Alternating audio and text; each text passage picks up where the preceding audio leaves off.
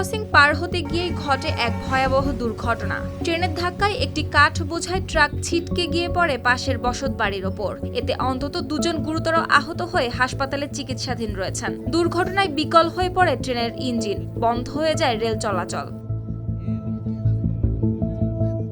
শুক্রবার রাত 9:30টার দিকে রাজশাহী নগরের কাশিয়াডাঙ্গা রেল ক্রসিংয়ে ঘটে এই দুর্ঘটনা। এরপর প্রায় 3 ঘন্টা রেল চলাচল বন্ধ ছিল রাজশাহী চাঁপাইনবাবগঞ্জ রুটে। রাত 12টার দিকে রিলিফ ট্রেন এসে ক্ষতিগ্রস্ত ট্রেনটি উদ্ধার করলে পরিস্থিতি স্বাভাবিক হয়। প্রত্যক্ষদর্শীরা জানান, চাঁপাইনবাবগঞ্জ থেকে রাজশাহীগামী একটি কাঠ বোঝাই ট্রাক ক্রসিংয়ের কিছু দূরে এসে হঠাৎ বন্ধ হয়ে যায়। এই সময় একই রুটে আসা শাটল ট্রেনটি ক্রসিংয়ের কাছাকাছি পৌঁছে যায়। চালক ট্রাকটি দ্রুত চালু করে লাইন পার হওয়ার চেষ্টা করলে ট্রেনটি পিছন থেকে সজোরে ধাক্কা দেয়। ধাক্কায় ট্রাকটি ছিটকে গিয়ে রেললাইনের পাশে নাজমুল ইসলামের কালার এক্সপার্ট ডার্ক স্যাপ এবং মাইল্ড অন হ্যান্ডস টেকনোলজি সমৃদ্ধ অরিক্স অ্যাডভান্স ডিটারজেন্ট পাউডার আপনার লন্ড্রি এক্সপার্ট বাড়ির ওপর গিয়ে পড়ে। এতে বাড়িটি সম্পূর্ণ বিধ্বস্ত হয়।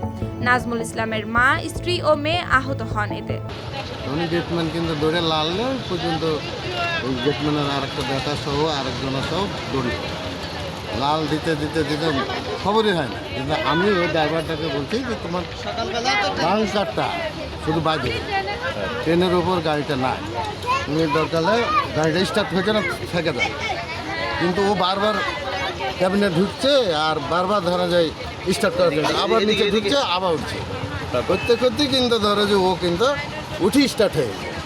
আর গাড়িও কিন্তু ধরো যে স্লো হয়, ওঠার সঙ্গে স্টার্ট হওয়ার সঙ্গে সঙ্গে টান দিয়ে গেছে। টান দেওয়ার পরে কিন্তু আবার দাম মুখে আসে মেরে। স্থানীয়রা তাদের উদ্ধার করে রাজশাহী মেডিকেল কলেজ হাসপাতালে ভর্তি করেন। দুর্ঘটনার পর ট্রাকের চালক ও হেলপার পালিয়ে যায়। এদিকে ঘটনার কারণ অনুসন্ধানে তদন্ত করা হবে বলে জানিয়েছে রেল বিভাগ। News desk, RTV।